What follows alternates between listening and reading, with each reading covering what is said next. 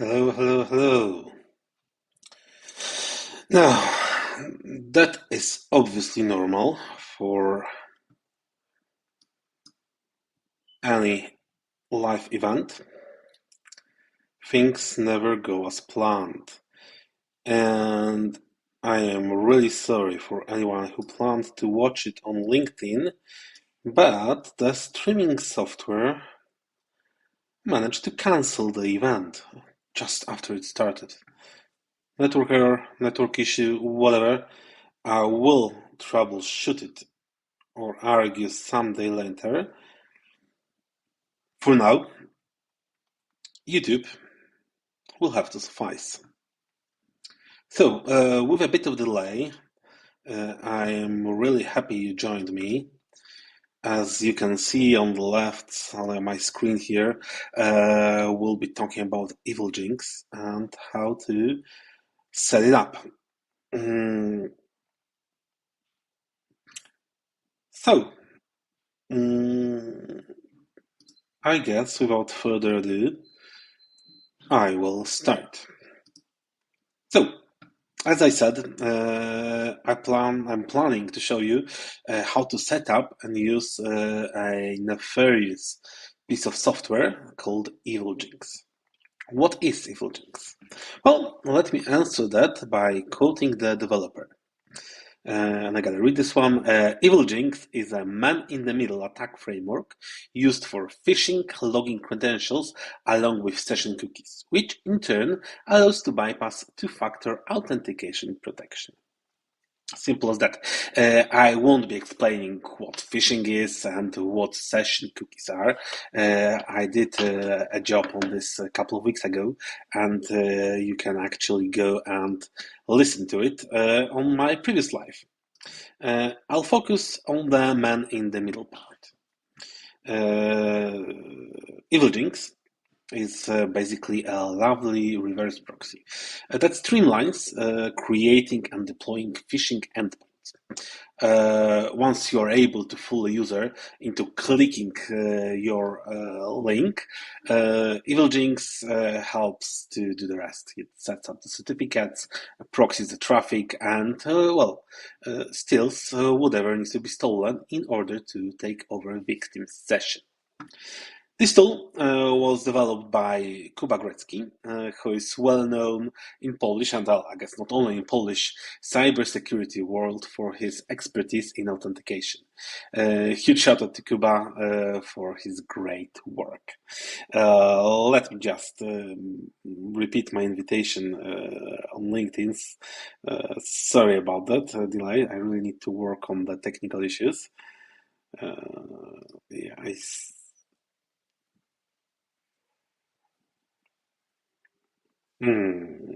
did I start it? That's awful.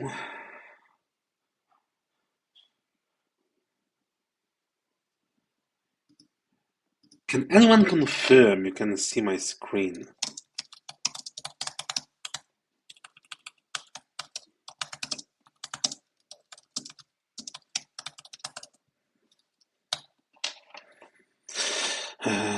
I don't really see it on YouTube, which is mighty strange.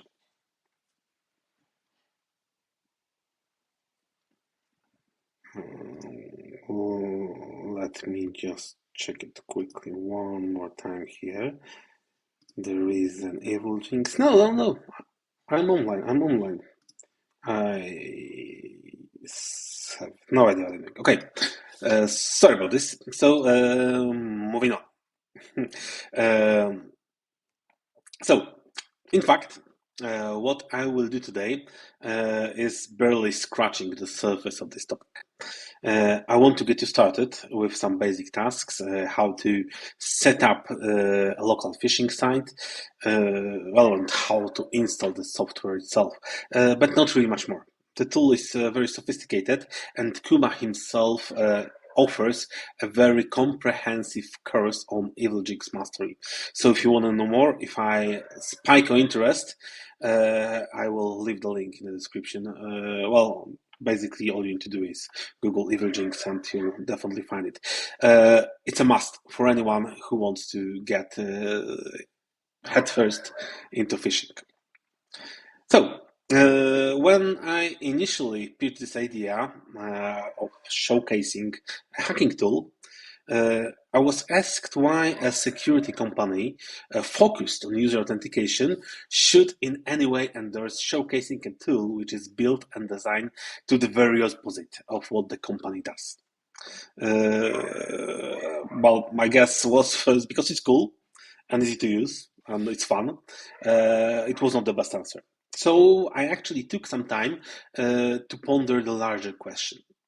Why do security specialists spend so much time on learning, teaching, or even developing tools that can be used by bad actors all over the world to do bad things?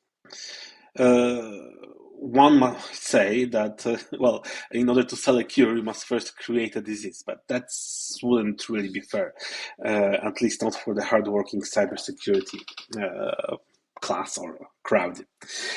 I see a couple of reasons, and let me briefly outline them. First of all, first and foremost, to be exact, any cybersecurity specialist wants to understand threats they would be facing in their day-to-day job. So they often engage in ethical hacking, also called penetration testing, to identify vulnerabilities in their systems.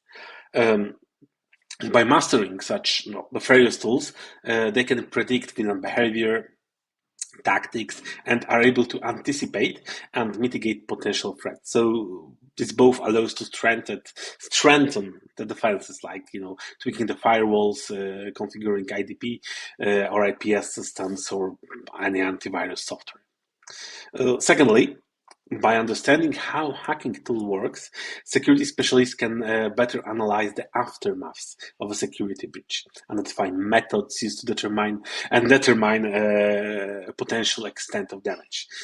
So yeah, that's pre and post attack work. And finally, education. Two purposes: teaching new security professionals by providing the hands-on experience and raising security awareness. The latter is my main reason for using Evilginx. I very frequently show this tool on presentations, webinars, or conferences in order to show people how easy it is to breach the fences of an unsuspecting folk, despite something what people would call a strong protection. I will show this as well later. And having this in mind, one more disclaimer. Please be wary that unauthorized penetration testing is a crime, and I strongly discourage you to try to use this or any other kind of hacking tools to breach a system that does not belong to you or you were not asked to breach. I do, however, highly recommend Evilginx as a tool to learn how the attack patterns work, how phishing techniques work, and teach yourself how to defend against those. So, let's get started. I will need some prep work in order to start with Evilginx. Help.evilginx.com. That's the first place you need to go. And basically everything I will say here and way more is available in Kuba's documentation. So I have a virtual machine with Windows setup. I will install this on Windows and on local. This machine is basically vanilla. All I did was installing Chrome, installing Firefox, and VMware tools just to have it easier. So, quick start. We got two things to do. First, we need to install Go language and Node.js. Links are available here. So let's download the repositories. Download for Microsoft Windows, Node.js. You can actually use these snippets for PowerShell, but yeah, this is a entry-level webinar, so I will download the package to install it. Both should be already here. Downloads. I'll start with Golang. Easy as an installation. Next, yeah, I'm a very quick reader. Next, and install. This will only take a minute, even less. Lovely. And once that is installed, we can move to Node.js. The nice part of whole installation, the whole usage of Evilginx is that it is basically very easy to install, use, and maintain. Just like basically point and click and and go. So Golang is installed. Node.js is second. This actually should even take even faster. Yeah, no time for that. Next. Next, and I don't need chocolatey, so I'll skip this one. Install, and yes. Copying should take very short. So, I got this too. And now I have to download Evilginx. Again, if you Google Evilginx, anywhere, basically the first place to go is Kuba's GitHub repository. It is called Evilginx2 in the URL, in the name, but don't get fooled. It's actually version 3.3, as I believe. You can also just pull it using git commands. I'll just download the zip file already here, and just to make it easier, I will install it, or basically extract in the root of my C drive.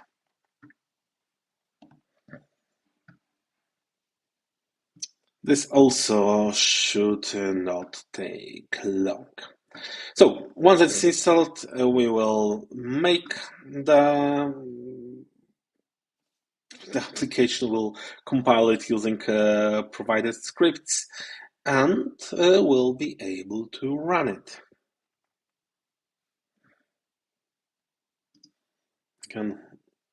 This takes a bit longer than I did anticipate it, so let's just leave it going.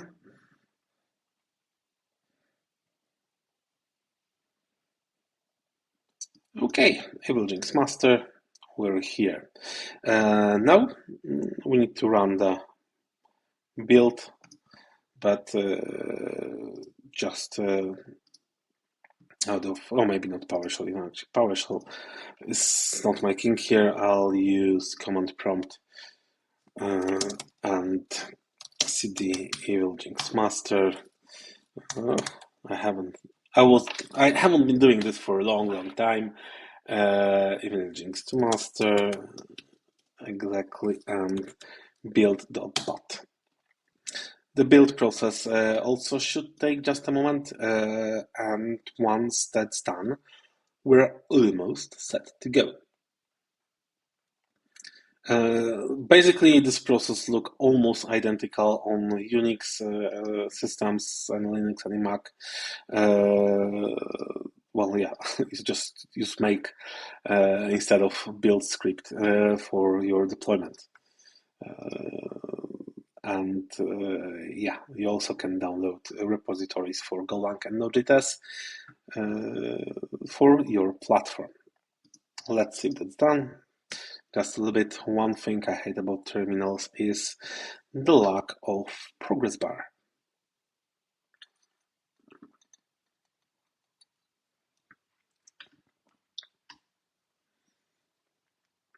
A moment to sip some water,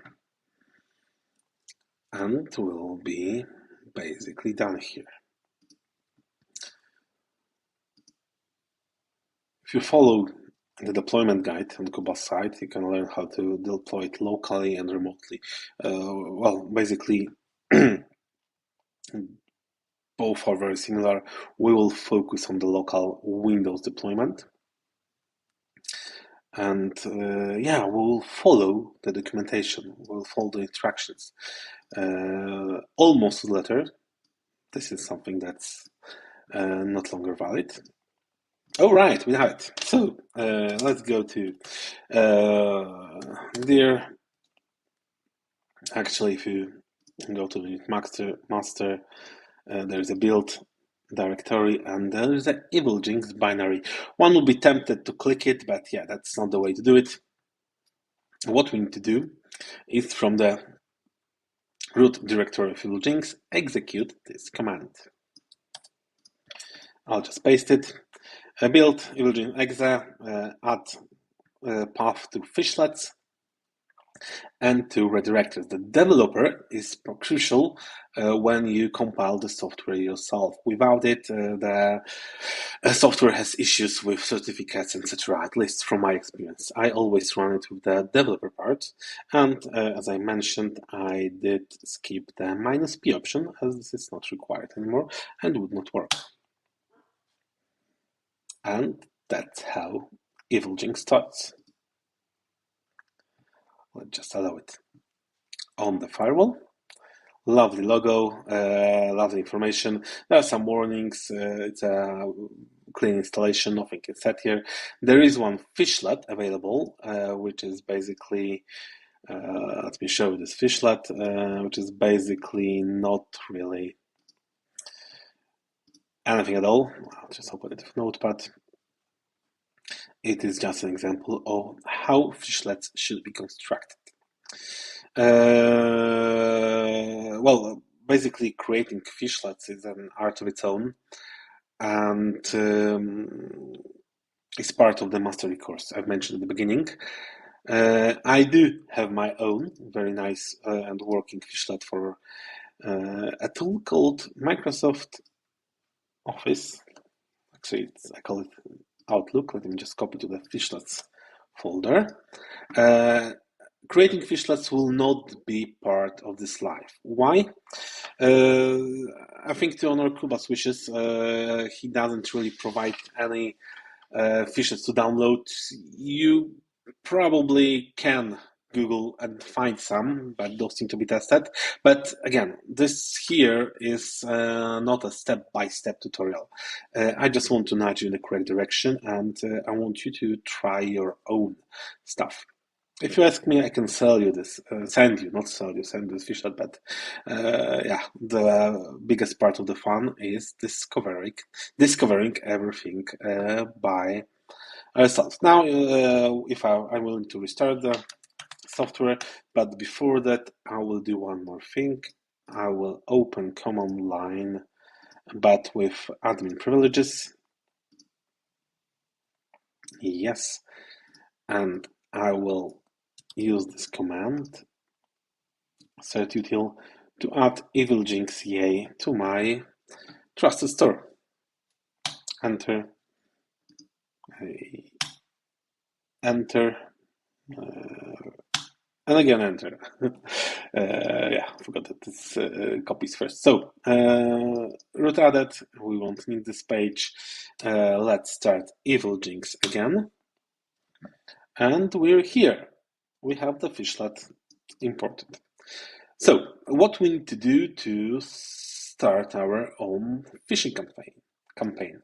First, we need to configure a phishing domain. And something about Evilginx CLI. There is a help, lovely, and there is a auto input using the tab. So this is particularly pretty easy to use, and most of the things are self-explanatory. In order to start phishing, we need our own phishing domain. We need an IP that we will be listing on. We need to assign a domain to a phishlet and create lures. I will show everything. So config domain, and I love the one that is from Kuba's documentation, not the fish.com. I am showcasing, as I told you, I'm showcasing this on plenty of webinars and other conferences, live shows, etc. And only once someone stood up, I said, hey, that's a wrong domain. This is basically invisible for even security specialists. So I will configure this domain. I have a warning that IP is not set. So again, config IPv4 and 127.0.0.1. There's no place like home. So we got domain, we got an IP, and let's set up the Phishlet hosting. You do it with the Phishlets command, host name. You give the name of the Phishlet. It's Outlook again. Everything is automatically input here by link tab, and I will just use the top level, not a fish.com, top level of my previously configured domain. This can be anything, but this top level needs to be included. Got it? And you see the information that Outlook Phishlet is disabled. Let me enable it. Outlook and the Phishlet is enabled. So this is a local installation, and I will be phishing myself. So my way to deliver that domain would be via local DNS. So I will need to adjust my hosts file. Evilginx again makes it easy for you. If you go to Phishlets, get hosts for this particular Phishlet, you will get a copy and paste for this particular entry. We don't need all of it. We'll just use the top level domain, and we need to open Notepad as an administrator. Yes. There are a couple of advantages of Linux over Windows. One of them is the location of the host files. So let me test my memory. Let's see, Windows System 32, drivers, etc, and all files hosts. So basically, you just, you just input either this one line, or let's just put here everything we have. Save the file. We don't need it anymore. And I think we are almost set to go. We need to do just one more thing. If we are going phishing, we need a lure. So let's create a lure. A lure is basically a phishing URL. We can create it, and we can get URL 0, and we can see our phishing link. This is something you need to distribute in order to, well, lure people on your phishing website. So let's see how it works. I'll copy the link, and I will use my Chrome. Command-V, Command-V, and I'm in. Look, there was some redirection. I'm actually now at live, not a fish.com, but this is Microsoft's own site. Evilginx doesn't create the site, doesn't have a large repository, or the Phishlets do not have the HTML code site. This is actually what Microsoft sells me. One second, I have some TLS certificate error that's not really important for me. There is a new visitor on this landing URL. So let me log in. I'm using my private account for this. Next, as you can see, it is passwordless. So I need to open my authenticator, tap number 44 and show my face. Yep, doing that. And I don't really want to stay signed in. Again, this is all Microsoft. This is all Outlook. It just proxies by this very, very bad domain. So what happened here? Again, I'll ignore the TLS errors. I got some information that some tokens were intercepted. Let's use command sessions. It shows me all the sessions that were called from the either installation or last session clear command. This one is mine. username, no password code. Well, it was passwordless, right? So sessions 1, and what do we have here? Again, Phishlet use, the username of the user that we managed to catch, no password. This actually looked quite safe, right? I was on Microsoft website. I used Microsoft Authenticator. I showed my face. It was multi-factor, everything. I think many of the users can agree that everything that I've done, apart from not looking at the domain, was done according to, well, the advice of security specialists. But this is not really necessary. This is the cookie. The cookie, literally. It's what we came here for. So in order to use this cookie, I will use another browser, again, vanilla Firefox, and I will install an extension, cookie editor. Don't you want to translate? Yeah, thank you. I accept everything. Cookie editor for Firefox would be even better.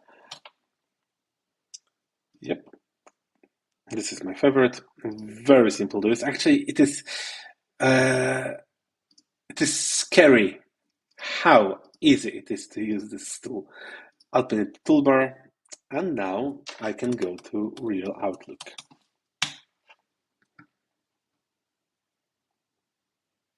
I don't need this tab. I'll click sign in, but I will not be signing in. I will go to Evilginx. I will copy this cookie and little cookies, import cookies, paste the cookie, import, and refresh. And that's basically is game over. Not really much to do here. And yeah, the URL here is valid. And let's face it, this is very visible, and I like to do it totally on the nose. So it is easy to spot. And this is it's very surprising for me how few people notice this blatant phishing domain, even among our colleagues, security specialists. What can we do to defend? Well, let me show you. I will log out. Let me just get this phishing URL again. There's get URL 0. Here we go. Hello. Yeah, logging out from Outlook. That's always a new incognito window. Command file. I think that will be easier. And let's try to use a passkey, even though I don't have any connected. It's Microsoft that stops it. I was redirected to another site, and here the postback URL parameter is. I didn't even get to FIDO part, and I was saved. In any other way, FIDO will recognize that you tried to log in on somewhere that you did not register a passkey. That's the only way, I think. Well, maybe not only way, but at least in my opinion, the best way to stop phishing for someone else's credentials altogether.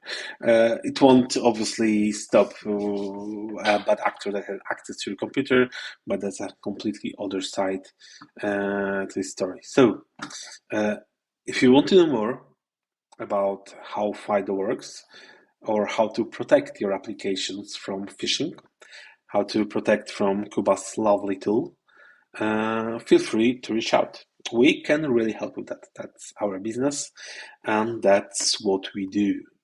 And yeah, anyway, that's all I had for you today. and please stay safe.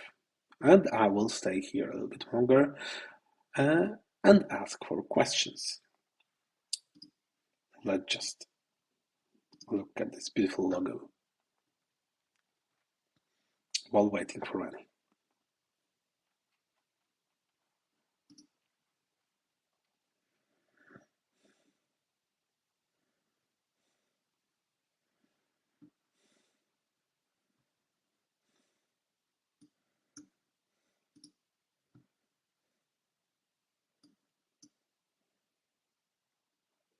Again, sorry for everyone who wanted to watch me on LinkedIn. I will put the link to this live once the YouTube will process the video and generate